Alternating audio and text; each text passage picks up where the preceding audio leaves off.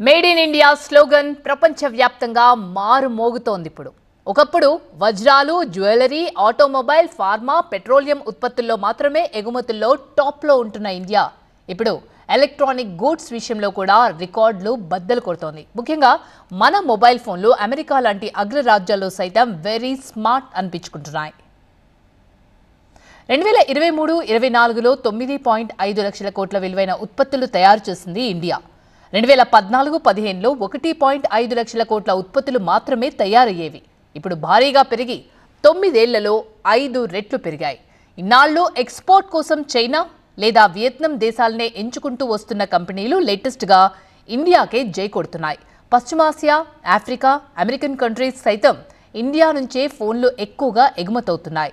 భారత్ సర్కార్ ఇస్తున్న ప్రోత్సాహకమే ఈ మార్పునకు కారణం. 2022లో మన smart phone export business size $11 billion. తర్వాతి ఏడాదికి అది $15 బిలియన్ పెరిగింది.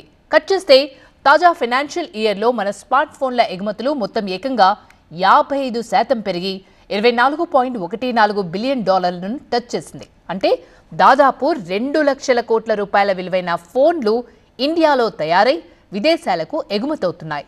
మొబైల్ ఫోన్ల ఎగుమతుల్లో 55% గ్రోత్ రేట్తో దూసుకుపోతోంది ఇండియా. రేపటి రోజున ప్రపంచ ఫోన్ మార్కెట్కి మన దేశమే హాట్ స్పాట్గా మారిన ఆశ్చర్యం లేదు. నాట్ ఓన్లీ స్మార్ట్ ఫోన్లు, కెమెరా మాడ్యూల్స్, పర్సనల్ కంప్యూటర్లు, వాటి విడిభాగాల ఉత్పత్తిలో మంచి దూకుడు మీదుంది ఇండియా. కేంద్రం ఇటీవలే ప్రకటించిన PLI స్కీమ్తోనే ఉత్పత్తులు భారీగా పెరుగుతున్నాయి.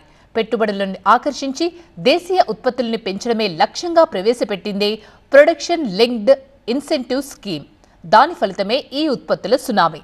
అయితే ఇప్పటికే కొన్ని కాంపోనెంట్స్ కోసం దిగుమతులపైనే ఆధారపడాల్సి వస్తోంది.